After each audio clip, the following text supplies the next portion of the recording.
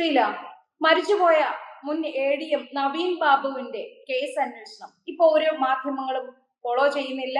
അവർ അടുത്തടുത്ത പുതിയ വാർത്തകളിലേക്ക് കടന്നു കഴിഞ്ഞു. അപ്പോ ഈ അന്വേഷണം മാധ്യമ ശ്രദ്ധ ആകർഷിച്ചിരുന്ന സമയത്ത് പോലും വേണ്ട രീതിയിൽ അന്വേഷണം നടന്നിട്ടില്ല എന്ന് തന്നെയാണ് നമുക്ക് മനസ്സിലാക്കാൻ സാധിക്കുന്നത്. മാത്രമല്ല, നവീൻ ബാബുവിന്റെ കുടുംബത്തെ നിശബ്ദമാക്കാനുള്ള ശ്രമങ്ങൾ നടന്നിട്ടുണ്ടോ എന്ന സംശയങ്ങളും ഇല്ലാതില്ല. കാരണം ആ തുടക്കത്തിൽ കാണിച്ച ഒരു ആവേശമൊന്നും നവീൻ ബാബുവിന്റെ കുടുംബത്തിന് പിന്നീട് ഉള്ളതായി കണ്ടില്ല. CBI അന്വേഷണം ആവശ്യപ്പെടണം എന്നെല്ലാം പറയുന്നുണ്ടായിരുന്നു. പക്ഷെ ഇതുവരെയായിട്ടും CBI അന്വേഷണം ആവശ്യപ്പെട്ടുകൊണ്ട് അവർ മുന്നോട്ട് വന്നതായി റിപ്പോർട്ടുകളൊന്നും തന്നെ പുറത്തു വന്നിട്ടില്ല. ഇപ്പോൾ കഴിഞ്ഞ ദിവസമാണ് നവീൻ ബാബുവിന്റെ കുടുംബത്തിന്റെ മൊഴിയെടുക്കാൻ അന്വേഷണ സംഘം എത്തിയതെന്നും 1/4 മണിക്കൂറോളം മൊഴിയെടുത്തു എന്നും റിപ്പോർട്ടുകളുണ്ട്. പക്ഷെ ആ റിപ്പോർട്ടുകളിൽ പറയുന്നത് പ്രകാരം ഇവർ ആരോപിക്കുന്ന ഈ വിഷയങ്ങളെല്ലാം തന്നെ ഈ നവീൻ ബാബു കൊല്ലപ്പെട്ടതിന്റെ അടുത്ത ദിവസം മുതൽ മാധ്യമങ്ങളിലൂടെയും പല ഭാഗത്തു നിന്നും ഉന്നയിക്കപ്പെട്ടിട്ടുണ്ട്. ഒരു മാസമാകുന്നു. ഈ ഒരു മാസത്തിനിടയിൽ അന്വേഷണ ഉദ്യോഗസ്ഥന്മാർ ഈ പറഞ്ഞിട്ടുള്ള ഒരു കാര്യം, അങ്ങേയറ്റം മുനീശ്വർ കോവിലിന് അടുത്ത് നിന്നുമുള്ള CCTV ദൃശ്യങ്ങൾ പോലും ഇവർ ശേഖരിച്ചിട്ടില്ല എന്നത് ഏവർക്കും അറിയാവുന്ന കാര്യമാണ്. അപ്പോൾ ഈ മാധ്യമ ശ്രദ്ധയും അതിൽ നിന്ന് മാറി, സമൂഹത്തിന്റെ ചർച്ചയും എല്ലാം അതിൽ നിന്ന് മാറി കഴിയുമ്പോൾ ഇനി ഈ അന്വേഷണം എങ്ങോട്ടേക്കാണ് പോകുന്നത് എന്ന് നമുക്ക് ആശങ്കപ്പെടേണ്ടിയിരിക്കുന്നു. ഇതിന് CBIക്ക് വിടുമോ?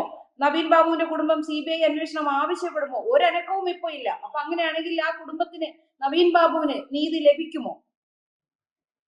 ഇതേ ആദ്യഘട്ടം മുതൽ, ഈ കേസ് ഉണ്ടായി ആദ്യ ദിവസം മുതൽ ഞാൻ പറയുന്നത് ഇതൊരു കൊലപാതകമാണ് എന്ന് തന്നെയാണ്. ഇപ്പോൾ അവരുടെ നവീൻ ബാബുവിന്റെ വീട്ടുകാരും ഈ ഒരു നിഗമനത്തിലേക്ക് എത്തിയിരിക്കുന്നു എന്നാണ് മനസ്സിലാക്കാൻ സാധിക്കുന്നത്. ഏതായാലും നവീൻ ബാബുവിന്റെ കുടുംബത്തിന് ഇതുവരെ കിട്ടിയ ഈ നിലപാടുകളും ഇതുവരെ കിട്ടിയ ഒരു, അറിയാമല്ലോ, ദിവ്യക്ക് ഒരു ജാമ്യം കിട്ടി. ദിവ്യ കുറച്ചു ദിവസം ജയിലിനപ്പുറത്തേക്ക് ഈ കേസിൽ ഒന്നും സംഭവിക്കാൻ പോകുന്നില്ല എന്നാണ് എനിക്ക് മനസ്സിലാക്കാൻ സാധിക്കുന്നത്. ദിവ്യ അവസാനം കുറ്റവിമുക്തയാകുകയും ചെയ്യുന്ന സ്ഥിതി തന്നെയാണ് ഉണ്ടാവാൻ പോകുന്നത്. കാരണം ഇതിലൊരു ഗൂഢാലോചനയോ അല്ലെങ്കിൽ ഏതെങ്കിലും ആത്മഹത്യാ പ്രേരണ കുറ്റമോ ഒക്കെ ചുമത്തണമെങ്കിൽ അതിന് കൃത്യമായ തെളിവുകൾ ഉണ്ടായിരിക്കണം. അപ്പോ ഇതൊരു സത്യത്തിൽ ഒരു കൊലപാതകമാണോ എന്ന് പോലും സംശയിക്കുന്ന ഒരു മരണം നടക്കുമ്പോൾ ആ മരണവുമായി ബന്ധപ്പെട്ട് ഈ അദ്ദേഹത്തിന്റെ മൃതദേഹം കൊണ്ടുപോയി പോസ്റ്റ്മോർട്ടം ചെയ്ത് അടക്കമുള്ള വിഷയങ്ങൾ ആദ്യം മുതൽ തന്നെ ഞാൻ അടക്കമുള്ളവർ മാധ്യമങ്ങളിലൂടെ പറയുന്നുണ്ട്. ഇതിൽ നിന്ന് വളരെ കൃത്യമായി തന്നെ അവരുടെ വീട്ടുകാർ എന്തുകൊണ്ടാണ് ആദ്യഘട്ടത്തിൽ അത്തരത്തിലൊരു ചിന്തയിലേക്ക് പോകാഞ്ഞത് എന്ന് എനിക്ക് മനസ്സിലാവുന്നില്ല. അവരും CPM അനുഭാവികളും CPM കുടുംബവുമാണ് എന്നാണ് എനിക്ക് മനസ്സിലാക്കാൻ സാധിക്കുന്നത്. മാത്രമല്ല, ഭാര്യയും ഗവൺമെന്റ് ഉദ്യോഗസ്ഥയാണ്. അപ്പൊ അവർക്ക് പുറത്തു വന്ന് പറയുന്നതിനൊരു പരിധി ഉണ്ടാകും. അവരും ഇനിയും ജോലി ചെയ്യേണ്ട ആളാണ്, അവർക്ക് സർവീസ് കാലഘട്ടം ബാക്കിയുണ്ട്. അപ്പൊ തീർച്ചയായും അവരെ സംബന്ധിച്ചിടത്തോളം ഒരു പ്രതിരോധം സർക്കാരിനെ സൃഷ്ടിക്കുന്ന അവരെ പ്രതികൂലമായി ബാധിക്കുമെന്ന് അവർക്കും അറിയാവുന്നത് കൊണ്ടായിരിക്കും അവരുടെ കുടുംബത്തിലെ നാഥൻ നഷ്ടപ്പെട്ടു പോയിരിക്കുന്നു. ഇനി മുമ്പോട്ട് പോകുമ്പോൾ ഏതൊക്കെ തരത്തിലാണ് അവരെ അത് അഫക്ട് ചെയ്യുക, ഇങ്ങനെയുള്ള പ്രശ്നങ്ങളൊക്കെ ആലോചിച്ചിട്ടാവും ആദ്യഘട്ടത്തിൽ അവർ മിണ്ടാതിരുന്നത്. പക്ഷെ ആദ്യഘട്ടത്തിൽ മിണ്ടാതിരുന്നത് വലിയ രീതിയിൽ ദോഷം ചെയ്തു എന്ന കാര്യത്തിൽ സംശയമില്ല. കാരണം മൃതദേഹം അടക്കം കൊണ്ടുവന്ന സാഹചര്യത്തിൽ ഒരു കാരണവശാലും ഇത്തരത്തിലുള്ള ഒരു ആരോപണമോ അല്ലെങ്കിൽ സംശയവും ഉണ്ടായ ഒരു മരണം ഉണ്ടാകുമ്പോൾ തന്നെ തീർച്ചയായും അത് ദഹിപ്പിച്ച് കളയാൻ അവർ ഒരിക്കലും അതിനുള്ള സാഹചര്യം ഒരുക്കരുതായിരുന്നു എന്നാണ് പറയാനുള്ളത്. കാരണം ഇതൊരു കൊലപാതകമാണോ എന്ന് തെളിയിക്കാനുള്ള ഒരു രേഖകളും നിലവിലില്ല. ഇനി അഥവാ നേരത്തെ ആയിരുന്നുവെങ്കിൽ മൃതദേഹം എടുത്ത് ഒന്ന് റീപോസ്റ്റ്മോർട്ടത്തിനുള്ള സാധ്യതയെങ്കിലും ഉണ്ടായിരുന്നു. ഇന്ന് ആ സാധ്യത പോലും ഇല്ലാതായിരിക്കുന്നു. എവിടെയാണ് നമ്മൾ ഇനി അത്തരത്തിലൊരു നീതി ഉണ്ടാകും അല്ലെങ്കിൽ ഒരു നീതി കിട്ടും എന്ന് പ്രതീക്ഷിക്കുന്നത്? എവിടെ നിന്നും നീതി കിട്ടാനുള്ള ഒരു സാധ്യതയുമില്ല. പ്രത്യേകിച്ച് അപ്പുറത്ത് നിൽക്കുന്നവർ അതുപോലെ തന്നെ രാഷ്ട്രീയപരമായി ആണെങ്കിലും അധികാരത്തിന്റെ കാര്യത്തിലാണെങ്കിലും ഒക്കെ വളരെ ഇൻഫ്ലുവൻഷ്യൽ ആയുള്ള ആൾക്കാരാണ് മറുചേരിയിൽ നിൽക്കുന്നത്. നമ്മൾ കണ്ടതാണ്. പാർട്ടി അവരോടൊപ്പമല്ല എന്ന് പറയുമ്പോഴും പാർട്ടിയുടെ നേതാക്കന്മാർ തന്നെയാണ് അവരെ ആ കാലഘട്ടങ്ങളിലെല്ലാം അവരെ സ്വീകരിക്കാൻ വരുന്നതും അവരെ ജയിലിലേക്ക് കൊണ്ടുപോകുമ്പോൾ വരുന്നതും അവർക്ക് സംരക്ഷണ കവചം ഒരുക്കുന്നതും ഒക്കെ നമ്മൾ കണ്ടതാണ്. അത്രയും ദിവസം ഞാൻ ഒരു കാര്യം ചോദിക്കട്ടെ, ഒരു കൊലപാതകത്തിലേക്ക് പോലും, അതായത് മരണം എന്ന് പറയുന്ന സംഭവിക്കുമ്പോഴും ഇവരാണ് അതിന് കാരണം എന്ന നിലയിൽ വരുമ്പോൾ പോലും അവർക്ക് ജാമ്യം, അതായത് ഹൈക്കോടതിയിലും ജില്ലാ കോടതിയിലും ഒക്കെ ജാമ്യത്തിന് പോകാൻ ജില്ലാ കോടതിയിലും ജാമ്യം നിഷേധിക്കുന്ന അവസ്ഥയിലേക്ക് എത്തി. 2 തവണ എത്രയോ ദിവസമാണ് അവർക്ക് ജാമ്യം കിട്ടാൻ വേണ്ടി കാത്തിരുന്നത്. കേരളത്തിലെ പോലീസ് എന്തുകൊണ്ടാണ് അവരെ അറസ്റ്റ് ചെയ്യാതിരുന്നത്? അതിൽ നിന്ന് നമുക്കറിയാം സാധാരണഗതിയിലുള്ള ഒരു കേസല്ല, ഒരു മോഷണമോ അല്ലെങ്കിൽ മറ്റൊരു തരത്തിലുള്ള ഒരു കേസല്ല, അല്ലെങ്കിൽ ഏതെങ്കിലും രാഷ്ട്രീയപരമായ ഒരു കേസല്ല, മോട്ടിവേറ്റഡ് ആയിട്ടുള്ള അത്തരത്തിലുള്ള ഏതെങ്കിലും പൊളിറ്റിക്കൽ സ്റ്റേറ്റ്മെന്റോ അത്തരത്തിലുള്ള ഒരു കേസോ അല്ല. അങ്ങനെ ഒരു കൊലപാതകത്തിലേക്ക് പോലും അല്ലെങ്കിൽ ഒരു മരണത്തിലേക്ക് നയിച്ച ഒരു കേസ്, ഒരു ആത്മഹത്യാ പ്രേരണ കുറ്റം ചുമത്താവുന്ന ഒരു കേസിൽ ആ കേസിൽ അവർക്ക് ജാമ്യം കിട്ടാനുള്ള അല്ലെങ്കിൽ ജാമ്യം കിട്ടുന്നത് നോക്കിയ ശേഷം അറസ്റ്റ് ചെയ്യാം. ജാമ്യം നിഷേധിച്ചപ്പോൾ മാത്രമാണ് അവരെ അറസ്റ്റ് ചെയ്തത്. അവിടെ നിന്ന് തന്നെ നമ്മൾ എന്താണ് മനസ്സിലാക്കാൻ സാധിക്കുന്നത്? കേരളത്തിലെ ഭരണ സംവിധാനവും കേരളത്തിലെ രാഷ്ട്രീയ സംവിധാനവും എല്ലാം അവർക്ക് അനുകൂലമായി നിൽക്കുന്നുണ്ടെന്ന കാര്യത്തിൽ സംശയമില്ല. അവർ പുറത്തു വന്ന് ചില ആരോപണങ്ങൾ ഉന്നയിച്ചെങ്കിലും അപ്പോഴും അവരുടെ ആരോപണം എന്താണ്? ആദ്യഘട്ടത്തിൽ ആരോപിച്ചെങ്കിലും അതും വളരെ നിശബ്ദമാക്കപ്പെട്ടു. കേരളത്തിലെ ഭരണ സംവിധാനവും അതുപോലെ രാഷ്ട്രീയ സംവിധാനവും അവരോടൊപ്പം നിൽക്കുന്നു എന്ന കാര്യത്തിൽ ഒരു സംശയമില്ല. നമ്മൾ മനസ്സിലാക്കിയ കാര്യങ്ങൾ വെച്ച് നോക്കുകയാണെങ്കിൽ തീർച്ചയായും ഈ കാര്യത്തിൽ നവീൻ ബാബുവിന് യഥാർത്ഥത്തിൽ ഇനി ഒരു കൊലപാതകമാണെങ്കിൽ തന്നെ തെളിയാനുള്ള സംവിധാനങ്ങളൊന്നുമില്ല. ഏതെങ്കിലും തരത്തിൽ CCTV ദൃശ്യങ്ങളോ എന്തെങ്കിലുമൊക്കെ കണ്ടെത്തിയാൽ തന്നെ അദ്ദേഹം തിരിച്ചു വന്ന് ആത്മഹത്യ ചെയ്തു, അല്ലെങ്കിൽ ആരെങ്കിലും കൂടി വന്നെങ്കിൽ പോലും അത്തരത്തിൽ ആത്മഹത്യ ചെയ്തു എന്നൊക്കെ പറയാനല്ലാതെ ഇനി അദ്ദേഹത്തിന്റെ ഡെഡ് ബോഡി അടക്കം പരിശോധിക്കാനോ ആ രീതിയിലുള്ള സംവിധാനങ്ങളൊന്നും ഞാൻ ആദ്യം തൊട്ടേ പറയുന്നുണ്ട്. CPM-ന്റെ ഒരു ഇരട്ടത്താപ്പ് ഇതിൽ വ്യക്തമാകുന്നുണ്ട്. ബാക്കി എല്ലാ സ്ഥലത്തും ഇപ്പൊ MM ലോറൻസിനെ അടക്കം മതപരമായ ചടങ്ങുകളൊന്നും കൂടാതെ MM ലോറൻസിനെ അടക്കം ആ തരത്തിൽ അടക്കം ചെയ്യണം എന്ന് പറഞ്ഞ് അവരുടെ മക്കളടക്കം മതപരമായ ചടങ്ങുകൾ വേണമെന്ന് പറയുമ്പോൾ വേണ്ട എന്ന് ചടിച്ചുകൊണ്ട് മെഡിക്കൽ കോളേജിന് പോകാൻ വേണ്ടി കോടതിയിലേക്ക് പോയതും അവരുടെ ആൾക്കാരൊക്കെ ക്യൂ നിൽക്കുന്നതും ഒക്കെ നമ്മൾ കണ്ടതാണ്. അവിടെ MM ലോറൻസിന്റെ മകളുടെ ചുറ്റും നിന്ന് മുദ്രാവാക്യം വിളിക്കുന്നത് മരിച്ചിട്ടില്ല മരിച്ചിട്ടില്ല എന്ന്, സഖാവ് മരിച്ചിട്ടില്ല എന്ന് പറഞ്ഞ് മുദ്രാവാക്യം വിളിക്കുന്നതൊക്കെ നമ്മൾ കണ്ടതാണ്. അവിടെയാണ് നമ്മൾ കാണേണ്ടത്. ഇവിടെ എല്ലാ ആചാരങ്ങളും പൂർത്തിയാക്കാൻ, സാധാരണഗതിയിൽ CPM-നെ സംബന്ധിച്ചിടത്തോളം ആചാരങ്ങൾ പൂർത്തിയാക്കാൻ അവർ സമ്മതിക്കാറില്ല. എന്നാൽ ഇവിടെ എല്ലാ ആചാരങ്ങളും പൂർത്തിയാക്കിക്കൊണ്ട് ഒരു മൃതദേഹം മറവ് ചെയ്യാൻ കാത്തിരിക്കുമ്പോൾ തന്നെ നമുക്ക് എന്താണ് മനസ്സിലാക്കാൻ സാധിക്കുന്നത്? എനിക്ക് മനസ്സിലാവുന്ന ഈ നവീന്റെ സഹോദരങ്ങൾക്ക് ഒരു അഭിഭാഷകനൊക്കെ ഉണ്ട്. ഇവർ ഈ കമ്മ്യൂണിസ്റ്റുകാരെ കൃത്യമായി വിശ്വസിച്ചിരുന്നു എന്ന കാര്യത്തിൽ പോലും സംശയമുണ്ട്. കൂടെ നടക്കുന്നവരെ വെട്ടിക്കൊല്ലാൻ നടക്കുന്ന, അവരുടെ വീട്ടിലേക്ക് ഇന്നോവ വിടുന്ന TP ചന്ദ്രശേഖരനെ 51 വെട്ടിക്കൊന്ന ആൾക്കാരെ നമ്മൾ കണ്ടതല്ലേ. പിന്നെയും എങ്ങനെയാണ് CPM-നെ ഇത്രയേറെ വിശ്വസിക്കാൻ CPM-ന്റെ അണികൾക്ക് പോലും സാധിക്കുന്നത് എന്നുള്ള ചോദ്യവും ഇവിടെ പ്രസക്തമാവുകയാണ്. ഏതായാലും എന്താണ് ഇതിൽ സംഭവിച്ചത് എന്ന് വ്യക്തത വരുത്താനുള്ള ഒരു മാർഗവും നിലവിലില്ല എന്നാണ് എനിക്ക് മനസ്സിലാക്കാൻ സാധിക്കുന്നത്. അല്ല ശ്രീല, അത് CPM-നെ വിശ്വസിക്കുന്നു എന്നതിലുപരി എല്ലാവർക്കും മരണഭയം എന്നൊന്നുണ്ടാകും.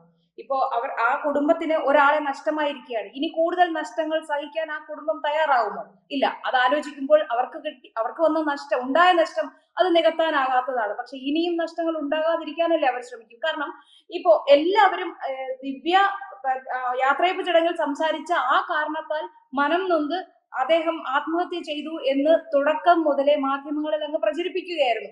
യഥാർത്ഥത്തിൽ ആ പ്രചരിപ്പിച്ചതിന് പിന്നിൽ ആരായിരുന്നു? അതെല്ലാം കൃത്യമായി പ്ലാനിങ്ങോടെ പ്രചരിപ്പിച്ചത് തന്നെയാവണം. ആ ദൃശ്യങ്ങൾ